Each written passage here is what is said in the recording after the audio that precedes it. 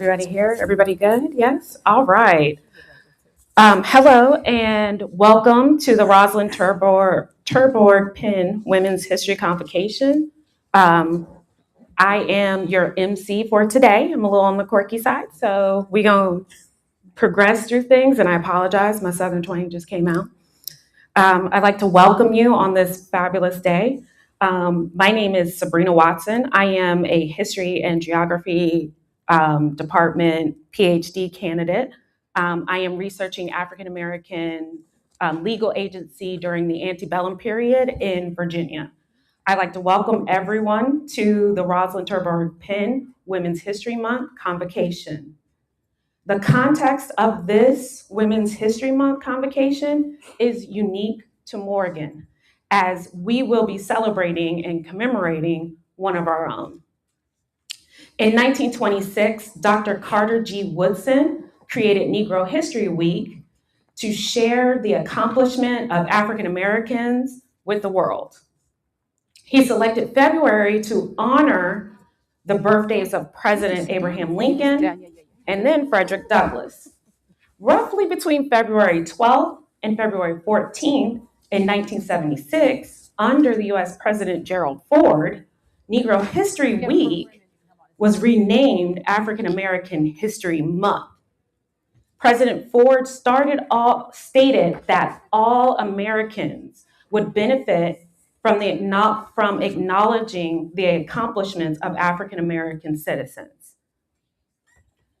Let's fast forward to Morgan State and Dr. Woodson and his concept. They found synergy together. In September of 1989, during the presidential administration of the late Dr. Earl S. Richardson, President Richardson instituted a year-long celebration of African American history and culture to be marked by monthly convocations during which the Morgan community reminds itself of the achievements of the past, at which it honors the great contributions to humanity. The year-long calendar from September to about April 9th consists of 9 convocations. In March, Women's History Month, this convocation highlights the contributions of women. In 2019, Dr. Edwin Johnson, and others proposed that Women's Convocation be renamed the Rosalind Terborg-Penn Women's Month Convocation. President Wilson agreed. Sorry. And in 2019, the inaugural Terborg-Penn Women's History Month Convocation was born. In brief, Dr. Terborg-Penn taught at Morgan for over 35 years in the Department of History. Her research interests were African and African American women's history. Her scholarship pioneered the formation of African American women's history as a credible subfield within history. Thus, this convocation seeks to honor the legacy of gender-focused scholarship. Oops, I lost my place. How did I do? Oh, pioneered from the formation of African American women's history as a credible subfield. This convocation seeks to honor the legacy of gender-focused scholarship, as well as culture as envisioned by President Richardson. Our presenter, Kenvi Phillips, will share how centering women in archives and libraries is essential to understanding the full history of America. Centering women moves beyond acquiring collections to include practitioners, administrators, and researchers.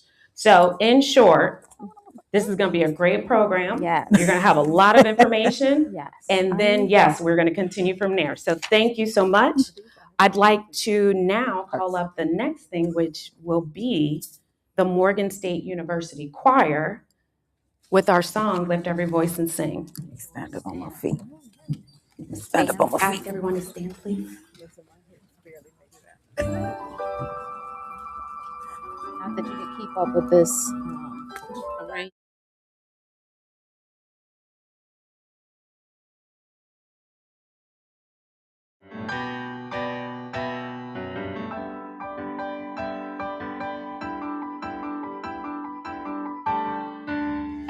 Lift every voice and sing. Lift every earth and heaven bring with the harmonies of bliss. Lift every voice and sing, every soul and sing, rise as high as the listening skies. Let it resound loud as the rolling sea. Lift every voice and sing a song. Lift every voice and sing a song. Sing a song. Lift every voice and sing a song. Blessing the rising sun of a new day begun. Let us march on to victory is won.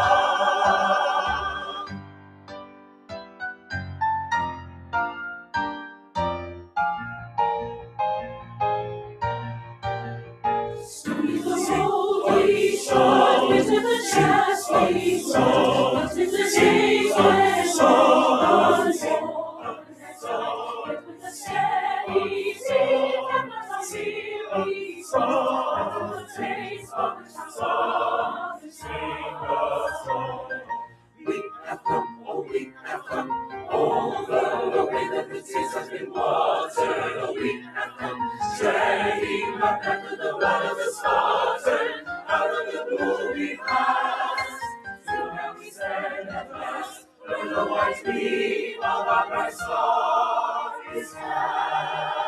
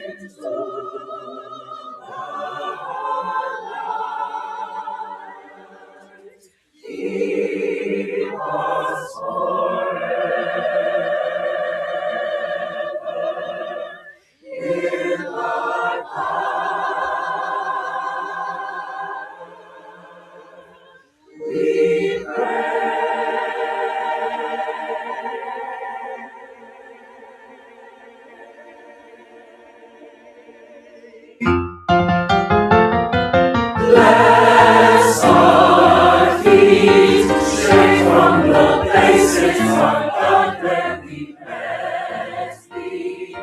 Bless our hearts, drunk with the wine of the world we forget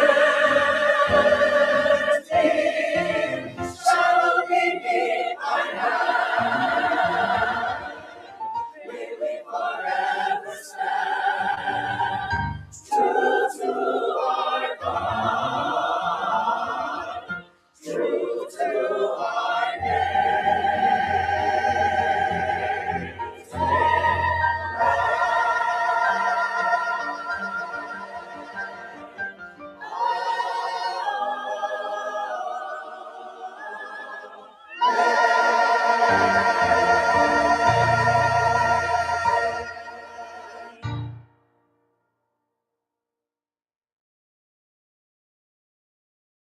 Thank you very much. Oh, yeah. And now to bring Oh, up yeah. Dr. Ida E. Jones, who's in charge of the Beulah Davis Special Collections here at Morgan State.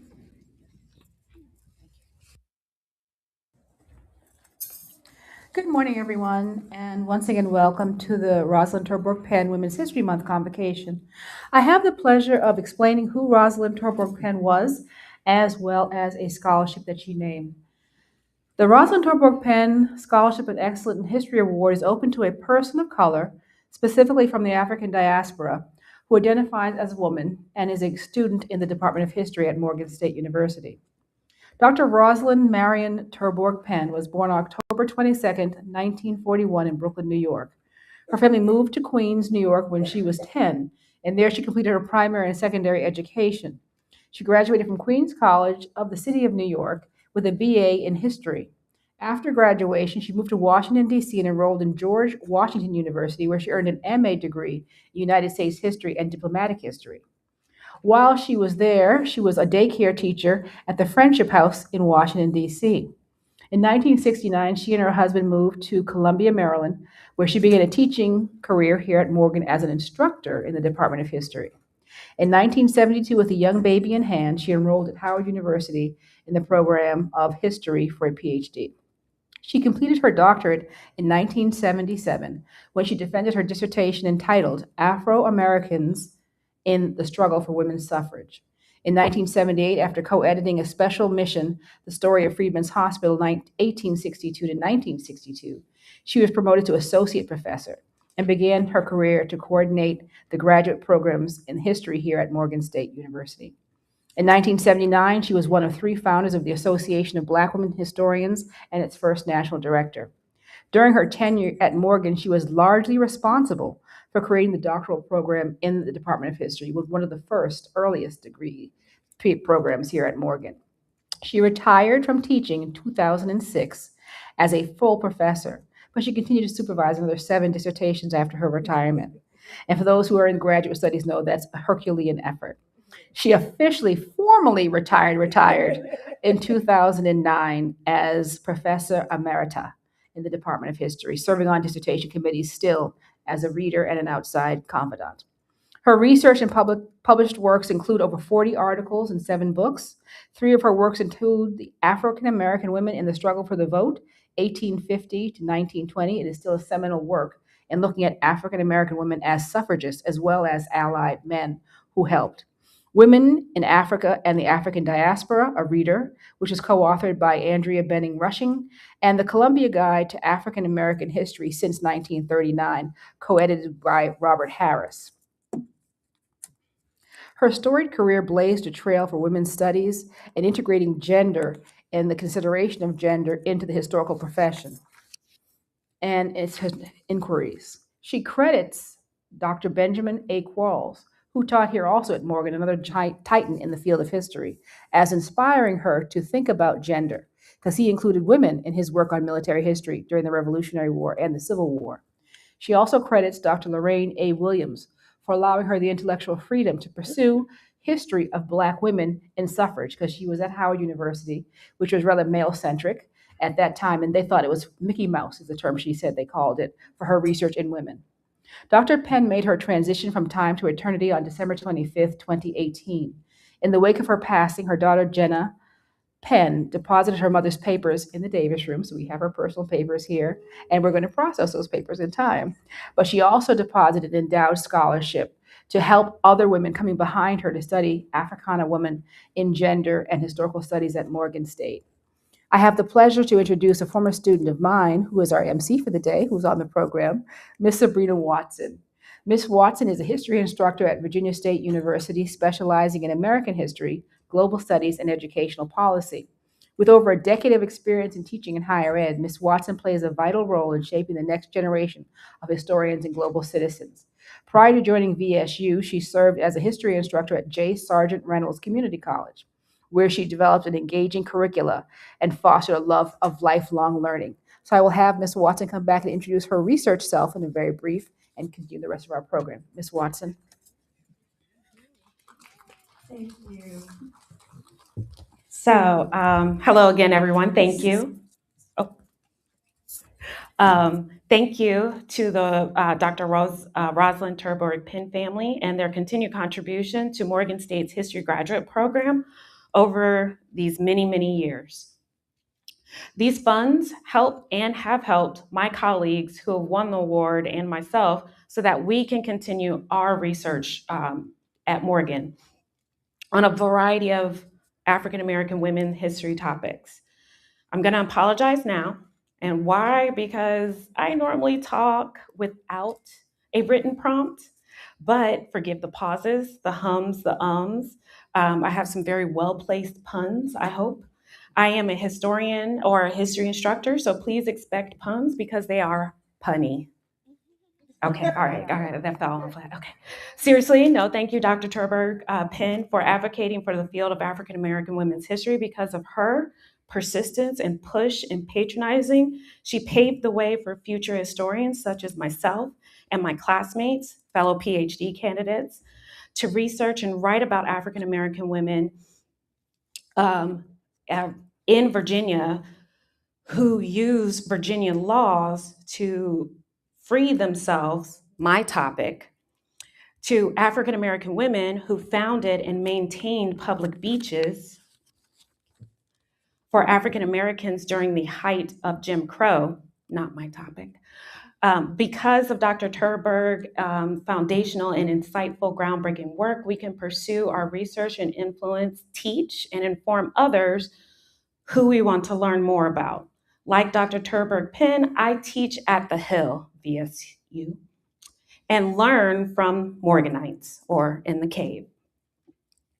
Nope, okay, got it. I got it. So making me a Trocavian. I know. It just goes downhill from here, folks.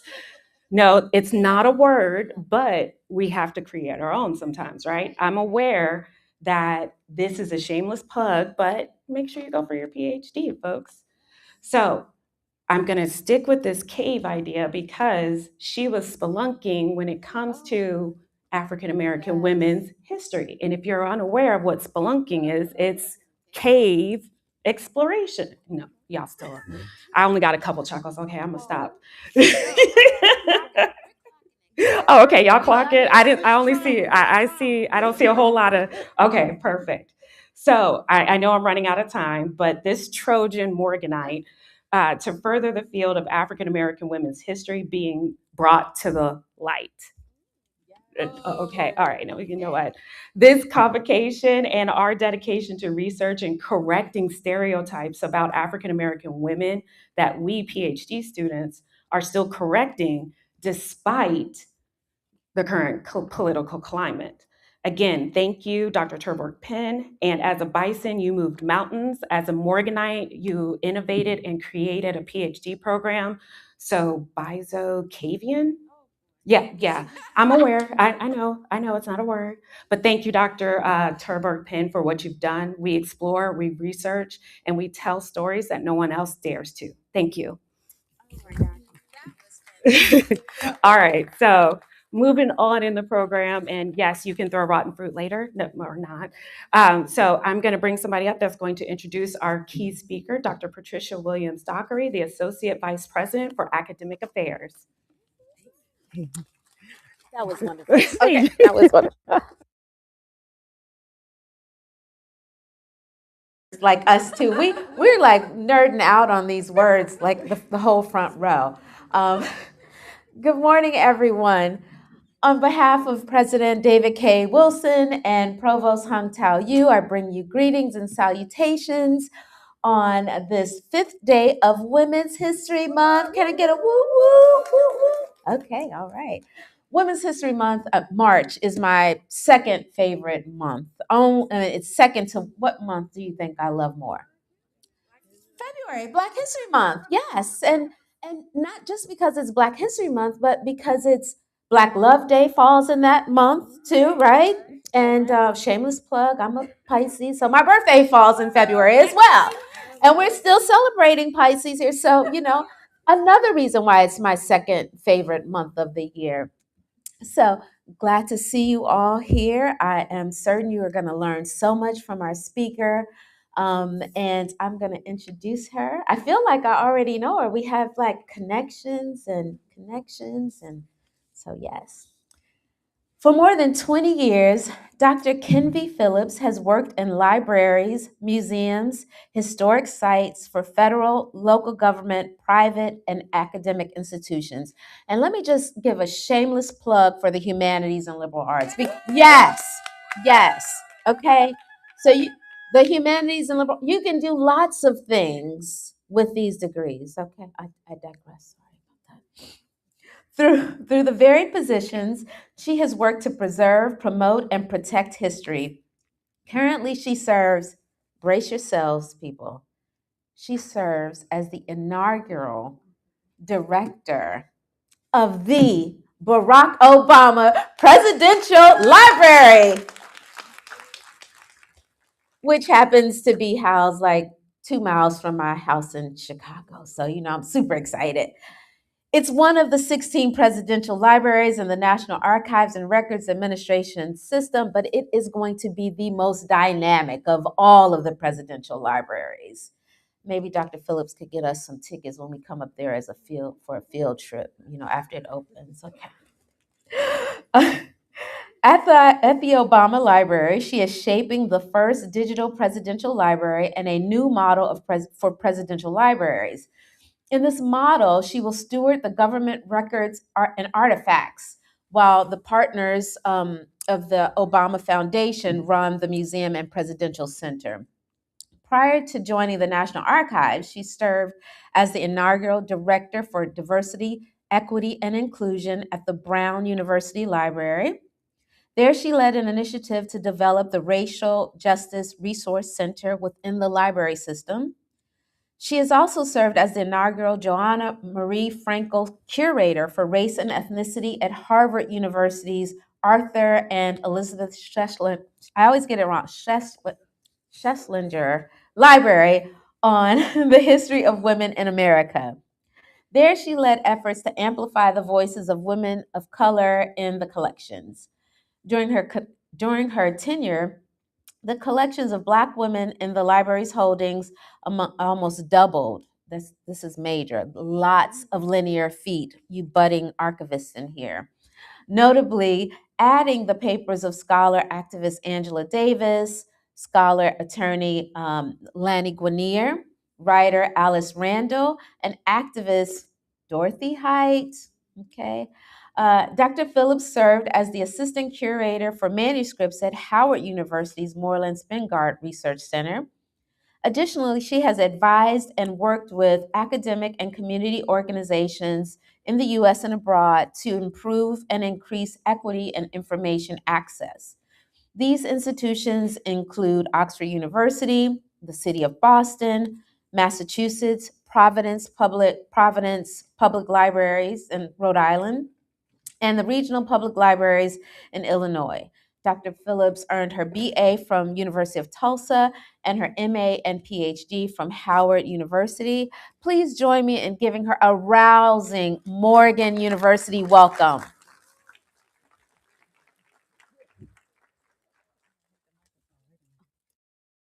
Thank you.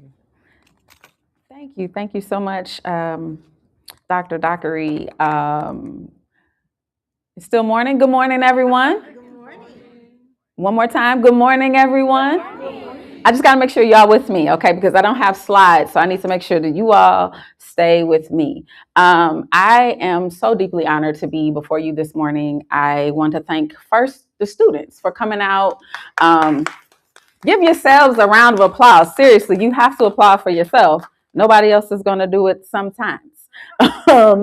But also the faculty, administration, and staff, particularly Dr. Jones in the University Archives, Dr. Hill in the English department, Dr. Johnson in the provost office, and the other administrators in the provost office. This is not a small thing. I don't take it lightly. Thank you, thank you, thank you for the invitation.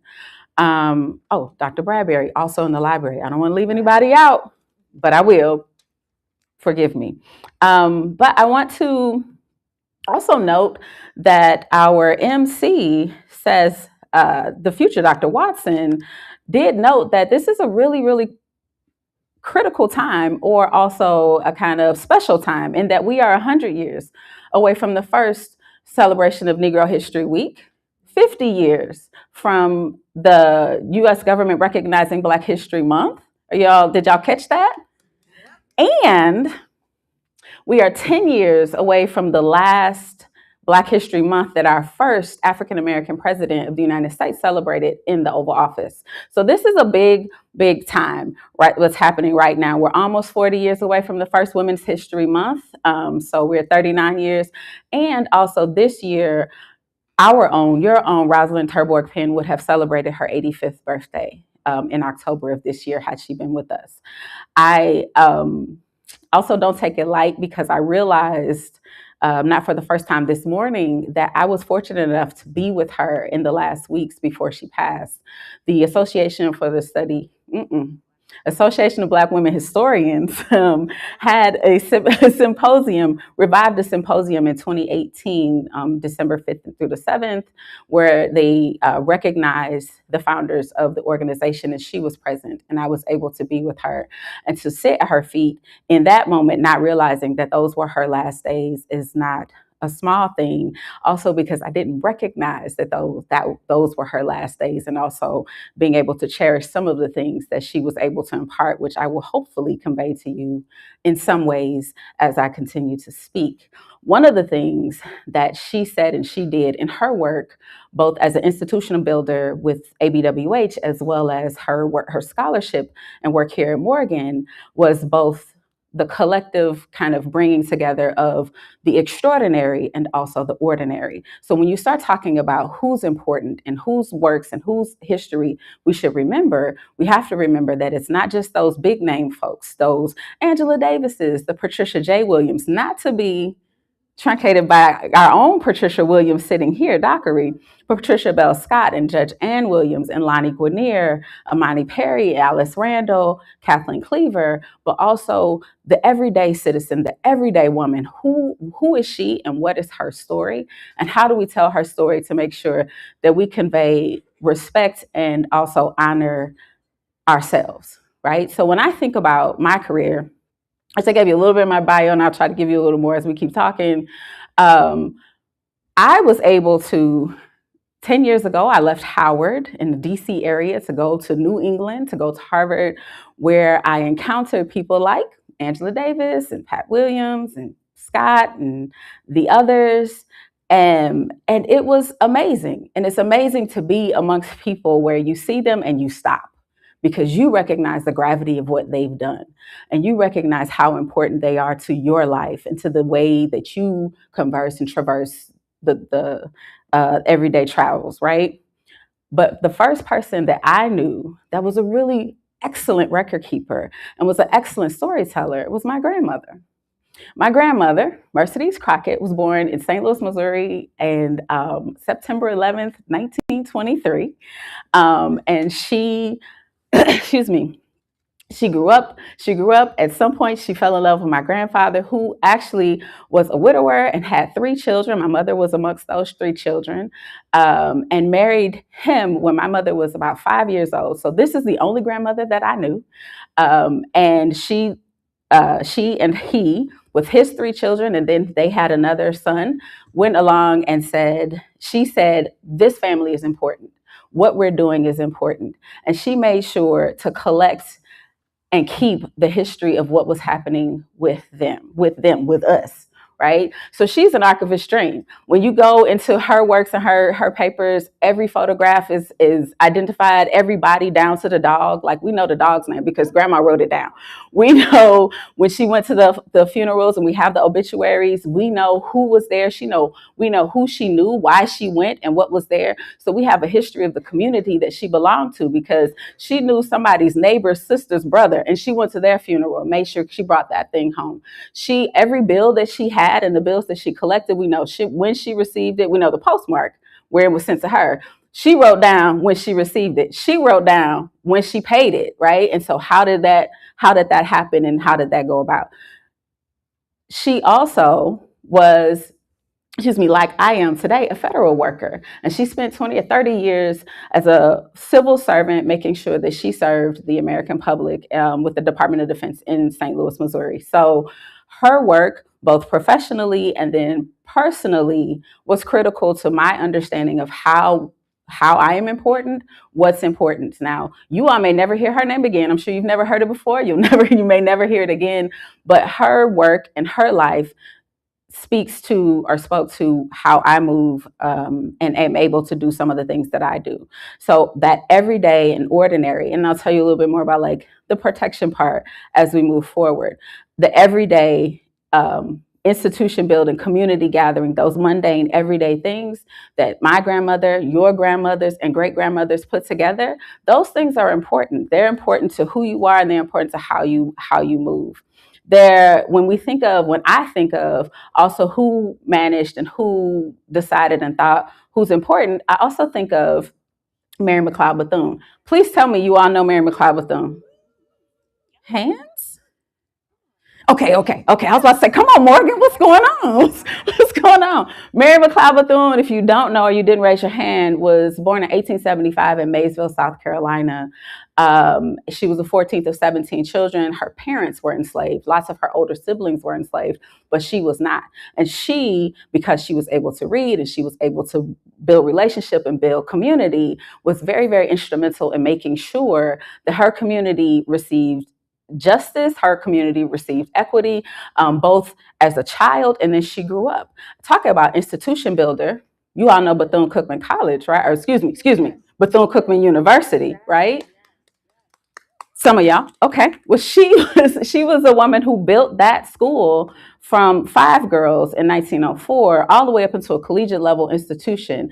Since her passing has become a university, but that is no small thing. She was also the president or founder of the National Council of Negro Women, which was an umbrella organization that brought Black women together to do the work of uplifting Black women and their families, right? One of the things really notable about Mary McLeod Bethune and what her work and understanding of community and building, amongst the many other things that she did, was in the 1930s, she and several others in her organization formed an archives committee. Right. So in the 1930s, there are Black women, Mary McLeod Bethune being part of them, who said, you know what we are doing as Black women is important. It is important enough to us and for our descendants and for our future and for our right now that we have to take note. We have to keep these records. We have to hold these things so that not just right now, but the future will know what we are doing, right, and what we've done. Among that group, or in that group, was one Dorothy Porter Wesley. You all heard of her? It's okay if you haven't. It's okay if you haven't. Lots haven't, but let's talk about her now. So Dorothy Porter Wesley was a librarian at Howard University, just down the road, a librarian at Howard University. And her biographer, Janice Sims Woods, I'm going to throw a lot of names at you all. I want you all to take note. Her biographer, Janice Sims Wood, noted that they called her the bag lady. So let's talk about Dorothy Porter Wesley was a Black woman who said, we're studying and I'm interested in Black people, but I understand as a librarian, when you go into the library, the way that the books are cataloged and the information is organized, because that's how we do research, right? That's how we decide what's important. It goes on a shelf. So what is going on the shelf? And Dorothy Porter Wesley said, when we talk about Black people, it is not expansive enough. We have one number, and we as a people, and you all in this room know that that one number was not enough. It was not complicated enough. It was not sophisticated enough. It was not good enough to explain the fullness of who we are as Black people. So she created her own system, which was used at Howard University and is still being explored today as an example of how we can be innovative and how we can honor ourselves and recognize the importance and import of what we do. So Dorothy Porter Wesley, who was on this committee, who recognized with Mary McLeod Bethune and Sue Bailey Thurman and others, recognized the importance of expanding the look of how we examine and research and catalog and talk about Black people, both in the United States and abroad. I had a thought and it left me. So with Dorothy Porter Wesley and the work that she was doing, Janice Sims Wood notes that she was known as, quote, the bag lady. Now, why would we call her the bag lady? Let's be clear. In some ways you look like, my goodness, that's kind of insensitive. But in other ways you think, no, that's deeply important. So what Dorothy Porter Wesley would do when someone, let's say of note, or someone who had evidences, as Arturo Schomburg would say, of the work of Black people, once they passed, she would show up to their home, greet their family, give her condolences on behalf of herself and of the university, and say, hey, I got a bag. Where's the stuff, right? Where are the things? How do we make sure that people remember your family member, your loved one, because we will honor and we will respect your family member and their work and their contribution to our community. So make sure, so don't throw it away, give it to me, and I'll make sure that it gets preserved and held in posterity. We think of, so with that, those are papers, those are books, those are locks of hair, those are letters, those are, all kinds of trinkets and gifts. They're dolls, they show up in fabric, any kind of thing to say, this is who we are, recipes and all kinds of folklore, all kinds of things to say, this is who we are, this is what we've done, this is where we've been, right? When I think of some of the other ways that we chronicle or we talk about and keep our history, you all know what griots are, right? Okay. Thank you. I think about the kind of modern passing on of the oral tradition, which we call oral history, and in that way, and in that kind of that function, I think of one Dr. Elizabeth Clark Lewis, who was also institution builder at Howard University, was the director, founding director of the public history program in the Department of History, of which I am a product. But her scholarship was around oral history, and she both in gathering the oral histories of domesticated or domestic women who were domestic servants or domestic maids, because I'm falling all over the words, in her family, in her community, keeping those records and saying, let's record them, let's talk, because we know some things are held not in things, in letters and documents, but they're held in our hearts and our minds, they're held in our mannerisms. And so how do we make sure that we hold on to that? And so she did some really pivotal work in oral histories and oral tradition, but she also, in terms of being an institution builder, was a founding member of AHGS, Afro-American Historical and Genealogical Society, which in the 1970s said, you know what, as Black people, when y'all remember, you all know what roots is, right? Yes. So when Roots first came out and Black folks are saying, you know what, I want to know who I am. I want to know where I came from. My family is important too. Like when we start talking about genealogy and we start talking about lineage, I'm the third, fourth, fifth as well. I've done good things as well. We are here and we have made our mark and we have made positive contributions to this nation as well as the global citizenry as well. How do we keep up with that? How do we find ourselves, particularly as we're talking about a group of people who have been in many ways lost and ensconced in slavery and missing in other records? So how do we make sure we keep that up? So that was one of the other things and one of the other institutions that were built on and helped to hold our history. I have to take a moment because y'all here say, oh, she's connected to Obama. I am and I'm not, right? I am truly, truly honored to be the inaugural director of the first digital presidential library. And one of the reasons why is because the Obama presidency is pivotal for so many reasons, not just because he's the first, I'm gonna say that again, the first president. We're not stopping there, the first Black president, but also because when you think about what the First Lady was able to do in the White House, and also her work and concentration and focus on girls, and her work and focus on protecting, preserving the legacy and the future of girls, it is no small thing. And when you think about what the Obamas did in terms of bringing Mrs. Robinson with them to the White House, when we talk about the importance of the mother and the grandmother and family. So when you start talking about culture, it's all over everything that we're doing, right? And I will say, so I think my time is almost up.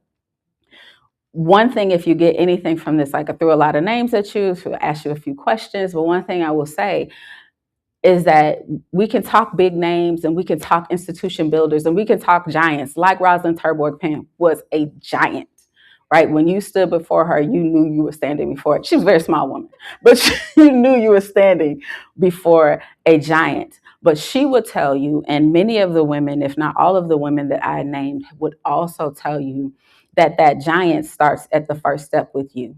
It starts in the everyday things that you do. It starts, you don't jump out and become Beyonce. You got to go do the work. You don't jump out and become like, oh, I'm going to be Rihanna. No, you have to do the work. They have grandmothers, they have mothers, they have families. They're starting somewhere. And if you never grow up to be a quote giant, recognize that your work, if you take it seriously, your contribution, if you take it seriously, will be able to influence somebody else who could be a giant, who couldn't be a giant, who will make difference and waves and live beyond what you are able to do. I always think and thank my grandmother, who again, y'all will never hear about her again, maybe. We'll see what I can do. But she's pivotal to my story. You will be pivotal to somebody else's story, and recognize if you never get those accolades that you're deeply important, and you have to take that work and that responsibility seriously.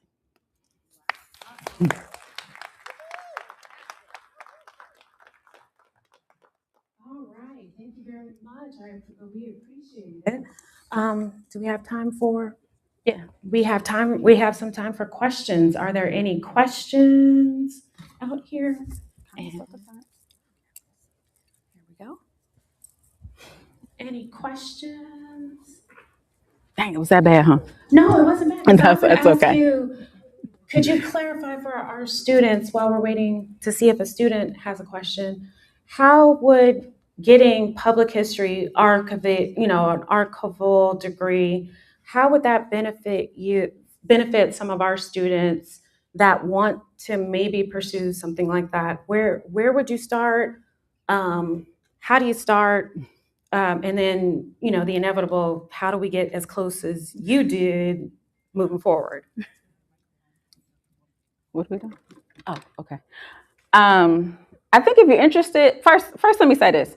People talk about humanities, particularly history and public history and the like. They talk about like, oh, you're going to go and you're going to be poor. You're going to be a starving artist. That's just not true. Let's just be clear. You can make money. You can live well. You can ask the folks in the room. They're like, no, I live well. I pay all my bills every month. I promise. I eat every day. I promise.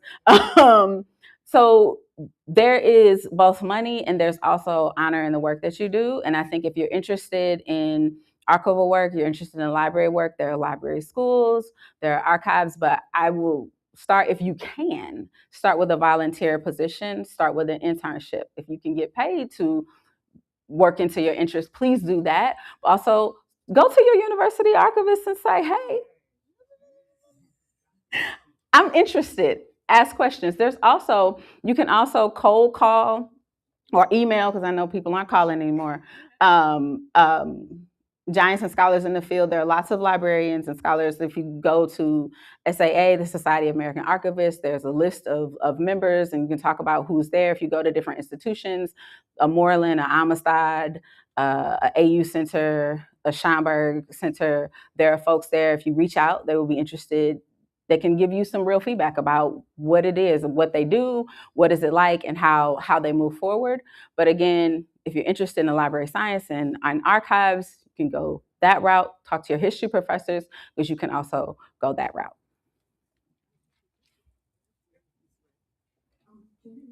Yes. Good morning. Thank you so much. It's just an amazing presentation. I'm the Dean of the School of Architecture and Planning, and I was so intrigued to listen to you.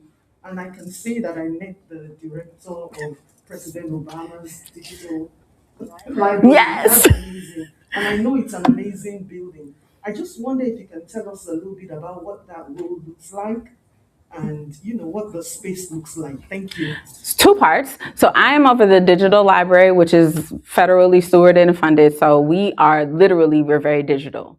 But we work very closely and partner with the foundation that's running the physical space. So the physical space in Chicago, which is not our space, but I will say what I can from what our partners have told us, it's 19 acres of community space. There will be a museum. I forget how many stories. There'll be a garden, public garden. There'll be a sledding hill. There'll be a basketball arena. There'll be a restaurant, a public library. Chicago Public Library will have a location on site. There's also art and sculpture garden. So there's lots of green space in that space. If you see the museum, the tower where people are talking about, it's largely just a kind of concrete upright building. And that doesn't have a lot of windows. And that is because that building is filled with artifacts and memories, memorials. I'm struggling with the words, but artifacts which are oftentimes light sensitive. And so we want to be able to protect both those artifacts, but also the stories that are being told within that building. So it's a fabulous building. It will open soon, I believe. I don't have a date, but shooting for June. Yeah.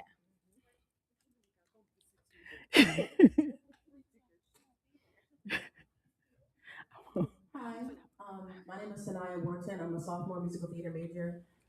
My question is, you talked a lot about family history and that even if you don't have like giants in your family, what you do and what your relatives do are still important. And just recently in my life, with my family changing and people passing away, I've been thinking about how I don't really know a lot of my family history. I only know a few things, and I really want to know more, and I don't want things to be forgotten. So, what would you say? Where would be a good place to like start with family history, recording family history? Nice. That's a really good question. Thank you so much. And my condolences on your recent losses. In terms of starting with your family history, you start with what you have. Write down what you know. Talk to the people who are here, your mother or father or aunts, uncles, cousins, distant cousins, also neighbors, because some of us have lived in the same block for generations. So start with what you know and start with questions and start asking the people around you. Write those things down if you can, and you can. Everybody has a phone or some sort of recording device. Record them. I will say that the Oral History Association, I do not know their website off the top of my head. They have a great kind of starting doing oral histories kind of packet on their website. So if you go to Oral History Association, they should be able to give you some kind of starters for oral histories. Also, if you go to the OGS, AAHGS.org website, there's also some information there on how to get started with doing your family history beyond the oral history. So if you want to use databases, and there's also all kinds of DNA and other kinds of testings and things that you can do to really trace once you get really far into it. But there are some organizations that are there to help. But I always say, just start with what you know. What do you know? Write it down. Write down, okay, what do you want to know? And then go to the people, go to your elders and start asking questions. And then again, consult some of those organizations and they'll be able to give you some more tips. Good morning, everyone. My name is, can you hear me? Sorry. My name is Malaya Mason. I'm a junior political science major from Baltimore, Maryland. And my question is, does your job have any interference with policy at all? Does policy impact what you're able to do? And does your job impact policy? I don't know that my job impacts policy. So the National Archives and Records Administration is a nonpartisan federal agency. So we are the keepers of the history of the United States. We keep the government records and we are doing our level best to keep all of it, right? To keep what we have, to tell as full of a history as we can about what's happening in our government over time. So the declarations, the proclamations, the letters, the notes, the minutes from meetings and the like. The Obama presidency is unique in that it was largely a digital administration. So 95% of President Obama's records across his administration were born digital, which is to say the 5% was over 25 million pages of material. So it's a lot. There's a lot of material in keeping up with government records. But are we affected by policy? Absolutely. We are a government entity, and to say the National Archives does fall under the executive branch. So we fall right under the presidential segment of government. So we absolutely have to follow these policy changes and things that are happening currently. So yes, we are affected. I don't know how much we affect what policies are happening, but we do our level best to try to inform administrators and leadership of what is actually happening on the ground.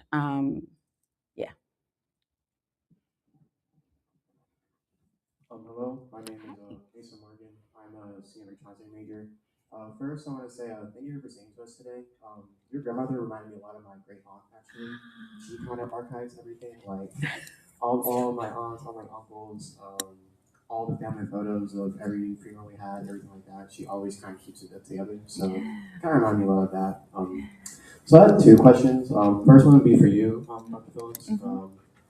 I guess when do you think that we've done too much, I guess, finding out about history versus action? Because I feel like often now today, like I feel like I know a lot and we were taught a lot, but I feel like not much action is really being done. And so I guess my question to you is, when does it get to the point that action needs to occur? And how would you kind of start? Did you want to ask the second question as well? And my second question is for you and all the speakers. Do you have any like kind of literature you recommend me read about Black women's history? Because I don't know much about it personally. Like, of course, I know the big people, but about what Black women have done, I just really don't know much about that, and I'd love to know more about that.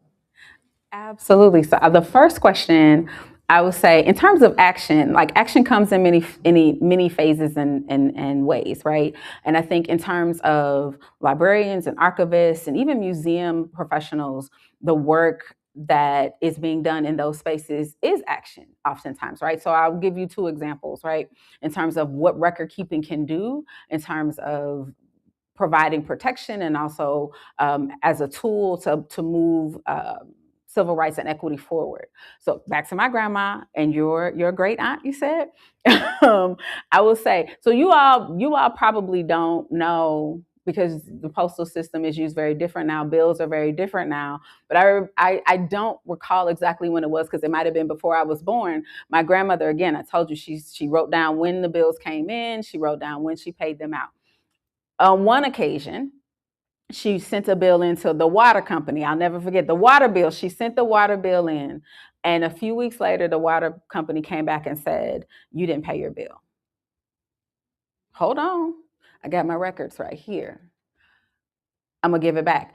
Also, and so she was able to prove, yeah, actually I did. And also, from that day forward, she paid her water bill certified mail. If you all don't know what that is, y'all should professors for the next 30 years. She sent off certified mail. Ask your professors about certified mail, and you'll understand what it was. The other thing I would say in terms of action, which will make more sense than that. I just love that story, so I had to share that. I met Kathleen Cleaver. Are you all familiar with Kathleen Cleaver? Kathleen Cleaver was prominent in the Black Panther Party and has done a great deal of work in the Panther Party. And you talk about the Panther Party and women, that's a whole nother conversation for another time. But I remember sitting down with her and having a conversation about her papers and what she's done and what she's able to do. And she has one of the most wonderful photo morgues of the work of the Black Panther Party. You say, well, what happened? What was that about? Sister Kathleen said to me, she said, I was watching our brothers and sisters have negative interactions with the police. And so what I did was I took my camera and I recorded what was happening. So before we were doing it now, she was doing it then, to make sure that if something went down, there was a record of what actually happened. Sometimes, and in that way, she was able to stop, thwart, and also protect on the back end the lives of the folks that she was working with to improve the lives of the community for the party. Those types of things are what records and record keepers can do. We can say, maybe we don't save the life in the moment, or maybe we do. Maybe our presence there as watchers, as keepers, is the thing that happens. Maybe the fact that we have this record of what civil rights activities worked in the 60s, didn't work in the 60s, are passed on to the activists of today, so that they're not starting from scratch, right? So everybody has a place in what's happening, right? Everybody can't be on the street. Everybody can't be on the front line. Some of us have to hold the memory. Some of us have to hold the memory, not just for posterity's sake, so we can say we did it, but so that we can say, hey, this is what we did. This is what worked. This is what didn't work. Now you go with that and you do something with it. There's a place and there's a role, and sometimes folks are out there and they're like, yes, you can be an activist and on the front lines in your 60s and 70s, they're doing it. But some folks are not on the front lines, they're in the back and they're holding the line from the back. So I guess I won't say mixed feelings, but yes, action is always important, but you have to know what action makes sense. And so for me, libraries, archives, museums, and those spaces are activists in the way that we keep and hold so that the front line, so that the spotlight can shine on somebody else and we can hold and keep. Oh, publications. Oh my goodness, there's so many. If you want to get a basic start with African American women's history, look up the book Black Women's History by Callie B. Gross, and Diana Ramey Berry. That book gives you a very good overview with all the vignettes regarding African American women and all the steps they gave. You can also look up Dr. Terborg's work as well, and she does a vast swath as well. So they were inspired by her. So that is one of those narratives or one of those books that you can grab. And I do know it's at the library. Oh, Diane Gross, Gross, and Berry, Berry. Yeah, I was also say, like, when you watch documentaries and you watch movies, pay attention to the credits. It's that information. If you sat through the movie long enough, and you're interested in that, then make sure you watch the credits because they'll show you oftentimes what where they got their information so that you can go get more. Hey. Yes. This way? We can hear you. Oh, you can hear me. Hello, my name is Joy Hatcher. I'm a senior psychology major. And my question for you is, what is the process of like preserving history digitally versus like physically? And then my other question or follow-up question is, if the internet were to go out, like how are we? How is it still preserved? Oh, that hurts. That one hurts. Doesn't it?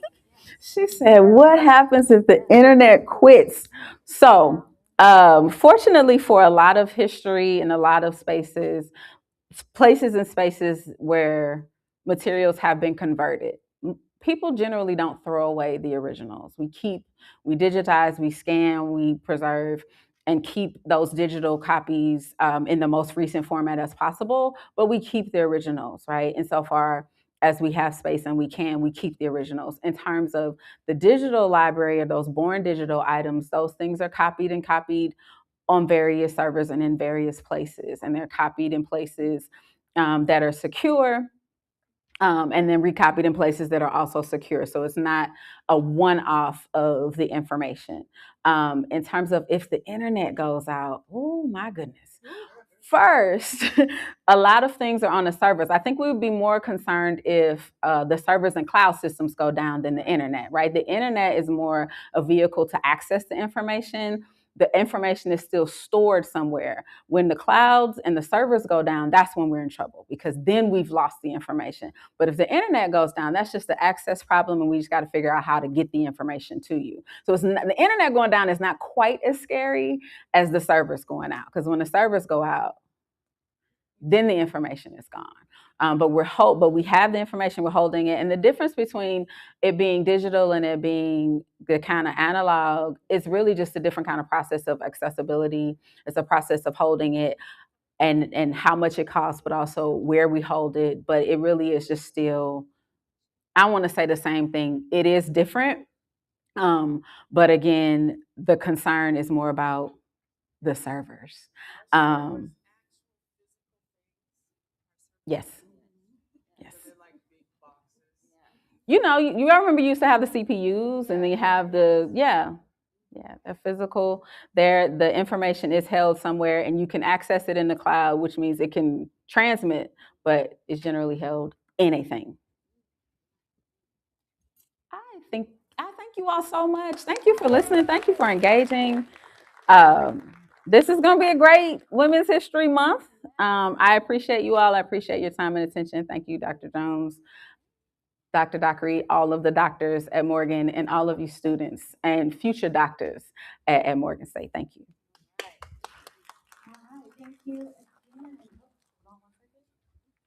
All right, so I'm going to bring up our local archivist. So if y'all have questions about archives, I'm going to bring up Dr. Jones so that y'all can ask, and we'll go through our closing remarks and the alma mater. Hold on one second.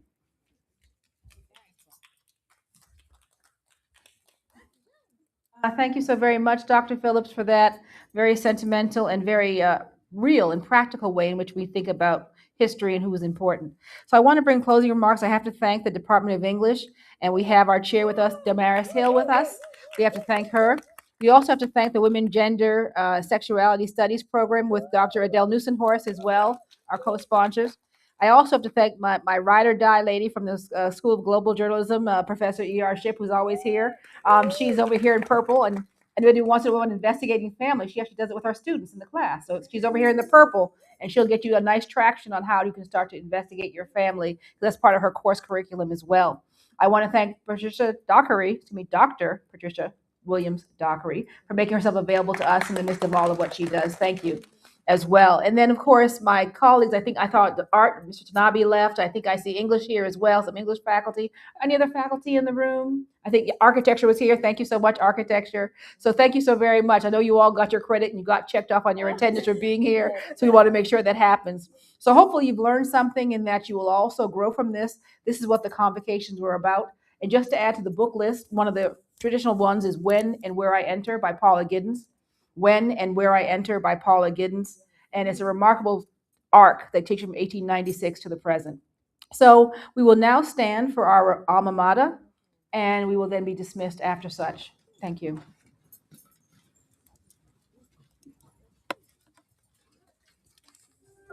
Ladies and gentlemen, please rise for the singing of our alma mater by Mr. Danny Scott, accompanied by Mr. Brandon McCoy, members of the Pi Eta chapter of Phi Mu Alpha Symphonia Fraternity of America, Incorporated. Fair Morgan, we love thee, so tried and so true. Our hearts at thy name thrill with pride.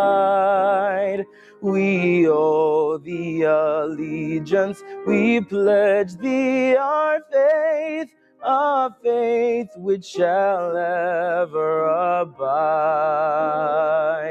We pledge thee our love, we pledge thee our faith, whatever the future may bring. And thus our devotion, fidelity to, and homage we pay as we sing. Fair Morgan, as onward the years quickly fly, and thou livest in memory sweet,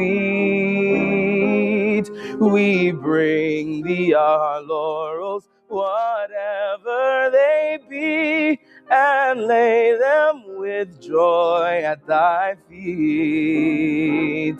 We pledge thee our love, we pledge thee our faith, whatever the future may bring.